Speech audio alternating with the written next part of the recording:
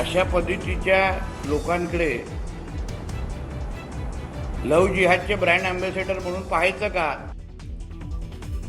आमिर खानच्या तिसऱ्या लग्नावरून नितेश राणेंची टीका, तर राम मंदिरातली दानचोरी हा कुठला जिहाद? आदित्य ठाकरेंचा राणेंना सवाल.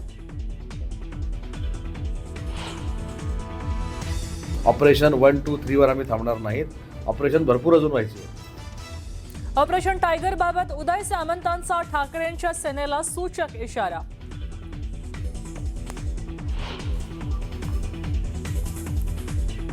हिंदूंना झोपून चालणार नाही, हिंदुत्वाच्या नावावर लूट सुरू, लुटणाऱ्यांना जागा दाखवली पाहिजे, उद्धव ठाकरेंचं वक्तव्य. षडयंत्र रचलं जातंय, त्याचा सूत्रधार कोणत्या पक्षाशी रिलेटेड आहे ते मी काही दिवसानंतर पुन्हा एकदा सांगेन तुम्हाला. राजकीय षडयंत्र असल्याचं म्हणत विनायक राऊतांनी सुनेचे आरोप फेटाळले.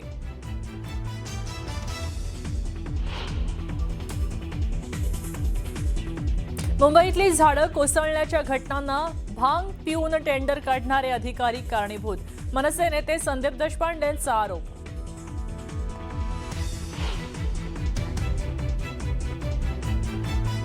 ठाण्यातल्या 3 हात नाका परिसरात धावत्या दुचाकी स्वारावर कोसळला बॅनर. घटनेनंतर ठाणे मनपाला जाग, अनधिकृत बॅनर विरोधात कारवाई सुरू, तर शिवप्रताप सेनेच्या अध्यक्षांकडून दिलगिरी व्यक्त.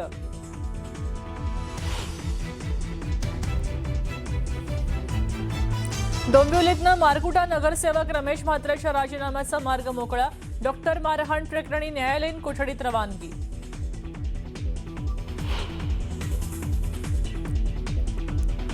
एसटीला तोट्यातून बाहेर काढण्यासाठी पीपीपी मॉडेल, डेपोच्या पुनर्विकासातनं उत्पन्न वाढवण्याचा प्रयत्न, महामंडळ आर्थिकदृष्ट्या सक्षम करा, मुख्यमंत्र्यांचे आदेश. एकीकडे पावसाची ओढ, दुसरीकडे बोगस बियाणांमुळे राज्यातले शेतकरी हैराण. बुलढाण्यामध्ये बोगस बियाणांविषयी कृषी विभागाकडे 44 तक्रारी, कारवाई कधी? शेतकऱ्यांचा संतप्त सवाल.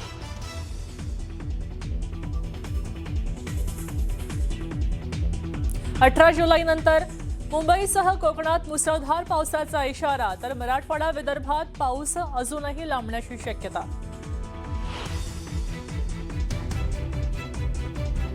आणि कोल्हापूरच्या राजारामपुरीमध्ये विवाहितेच्या आत्महत्या प्रकरणी पोलिसात गुन्हा दाखल, पती, सासू, सासरे आणि नणंदेविरुद्ध गुन्हा.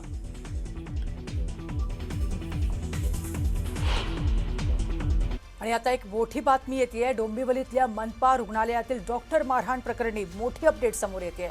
नगरसेवक रमेश म्हात्रेंना 14 दिवसांची न्यायालयीन कोठडी सुनावण्यात आली आहे. रमेश म्हात्रेंचा पुन्हा कोर्टात जामीन अर्ज आहे. उद्या याबद्दल सुनावणी पण होणार आहे. आणि या संदर्भात अजित आमचे प्रतिनिधी आमच्या सोबत फोन लाईनने जोडलेले आहेत. अजित, काय अपडेट? रमेश म्हात्रे यांच्या जामीन अर्जावरती जी उद्याची सुनावणी होती ती सुनावणी आता सुरू झालेली आहे.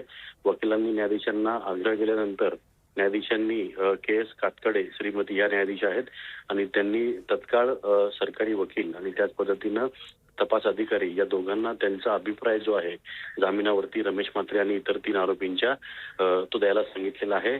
तो ते आता कधीपर्यंत देतात याकडे सगळ्यांचं लक्ष लागलंय. ते नेमका अभिप्राय काय देतात, जामिनाला विरोध करतायत का जामिनाची गरज नाहीये अशा पद्धतीने सांगतायत.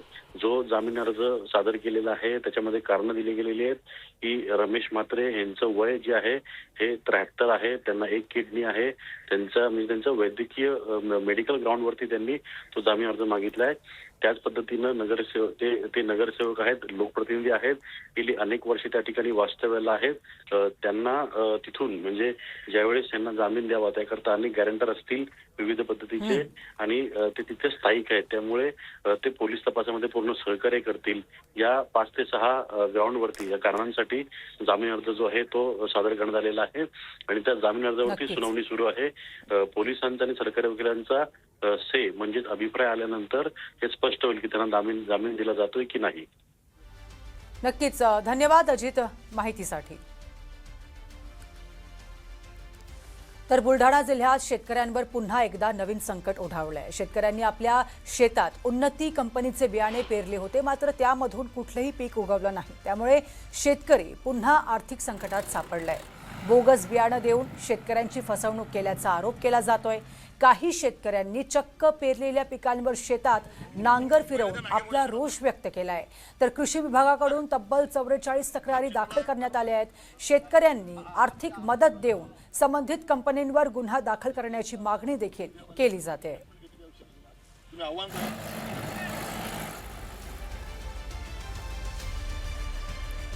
आणि ही व्यथा केवळ बुलढाण्याची किंवा अमरावती जिल्ह्यात सोयाबीनच्या बोगस बियाण्यांची विक्री करण्यात आलेली होती.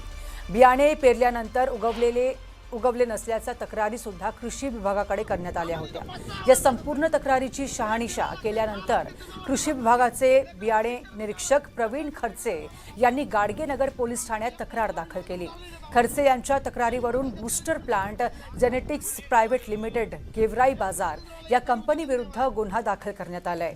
अमरावती जिल्ह्यात आतापर्यंत 470 शेतकऱ्यांनी बोगस बियाण्यांची तक्रार देखील केली आहे.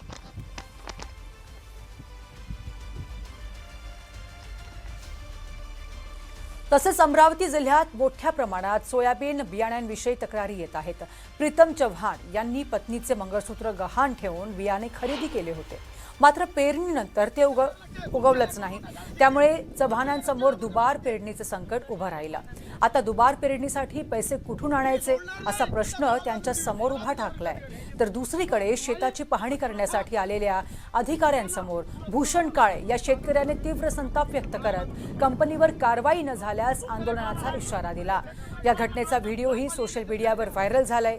बोगस बियाणे विकणाऱ्या कंपनीवर कठोर कारवाई करावी, शेतकऱ्यांना भरपाई द्यावी अशी मागणी आता जोर धरत असून सरकार काय निर्णय घेते याकडे प्रत्येकाचे, विशेष करून शेतकऱ्यांचं लक्ष लागले आहे. 12 तारीख असून सोयाबीनची उगवणीच अजून झालेली नाही पेरणी केल्यानंतर. त्यामुळं खूप मोठा प्रश्न आमच्याकडे आता जगाव काही मराव हा खूप मोठा यक्ष प्रश्न आमच्याकडे आता आलेला आहे. आम्हाला जर आमचं समाधान जर या कंपनीवाल्यांनी केलं नाही तर आम्ही नक्कीच रस्त्यावर उतरून शेतकऱ्यांची ही संघर्षाची लढाई 100% आम्ही रस्त्यावर उतरून एक तीव्र आंदोलन करू. माझ्या घरवालीचं मंगलसूत्र गहाण ठेवून सोयाबीन आणलं होतं आणि त्याच्यातून फक्त 10 ते 12% जर्मिनेशन झालं आहे. आणि आता जगाव कसं काही समजत नाही. तर जालन्यातील गोलापांगरे गावात बोगस बियाण्यांमुळे शेतकऱ्यांचे अतोनात नुकसान झालंय. हजारो रुपये खर्च करून पेरलेले सोयाबीनचे बियाणे 15 दिवस उलटूनही उगवलेलेच नाहीत. शेतकऱ्यांनी ग्रीन गोल्ड कंपनीचे बियाणे पेरले होते, मात्र ते पूर्णपणे बोगस निघाल्याने शेतकऱ्यांवर दुबार पेरणीची वेळ देखील आली आहे. एवढी मोठी घटना घडूनही कृषी विभागाचा एकही अधिकारी अजून पंचनाम्यासाठी शेतात पोहोचलेला नाही असा आरोप शेतकऱ्यांनी केलाय. बोगस बियाणे विकणाऱ्या कंपन्यांवर तातडीने कारवाई करा, अन्यथा जिल्हाधिकारी कार्यालयावर धडक मोर्चा काढू असा थेट इशारा आता गोलापांगरीतील शेतकऱ्यांनी दिलाय. 14 बॅग खरेदी केल्या, खत आणलं, औषध आणलं, सरपै टाकलं त्यांना. आपण उगलच नाही, एक दाना सुद्धा उगल नाही. एक मोठं झाड दिसतंय सोयाबीनचं, ग्रीन गोल्डचं बियाणं होतं. त्याच्यानं आत्महत्या केल्याशिवाय आम्हाला पर्याय नाही. आता तुम्ही काही केलं तर ठीक, नाही तर मग आम्ही तेच करू. आम्ही कलेक्टरला जाऊन काय करायचं ते करू. आता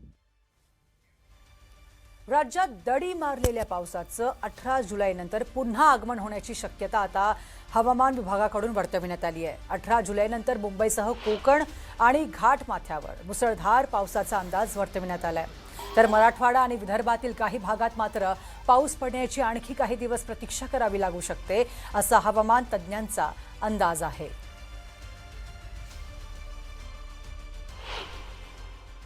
अगर हम बारिश की एक्टिविटी की शुरुआत की बात करूंगा तो मैं कहूँगा 16-17 से जो हमारा कोंकण गोवा है या घाट रीजन्स है उसमें स्कैटर्ड एक्टिविटी 17-18 से वो शुरू हो जाएगी और मॉडरेट तक की रेंज वो मिलनी शुरू होंगी 17-18 से. 1 जून से लेके अभी मिड ऑफ जुलाई भी हो गया और अभी 5-7 दिन आगे भी वहाँ कुछ बहुत एक्टिविटी नहीं दिख रही है. तो 2 महीने जो मानसून के शुरू के हैं वो चले जाएंगे इस तरह से. तो कहीं ना कहीं वहाँ चिंता का विषय मराठवाड़ा रीजन में खासकर कहूँगा, या साउथ मध्य महाराष्ट्र के भी कुछ डिस्ट्रिक्ट है तो वहाँ पर भी स्थिति अभी भी ठीक नहीं है. दरम्यान मराठवाडा आणि विदर्भामध्ये यंदाच्या वर्षी पावसाचं प्रमाण अत्यल्प आहे, तर इतर भागात समाधानकारक पाऊस राहील असा अंदाज हवामान तज्ज्ञ SD सानप यांनी वर्तवलाय.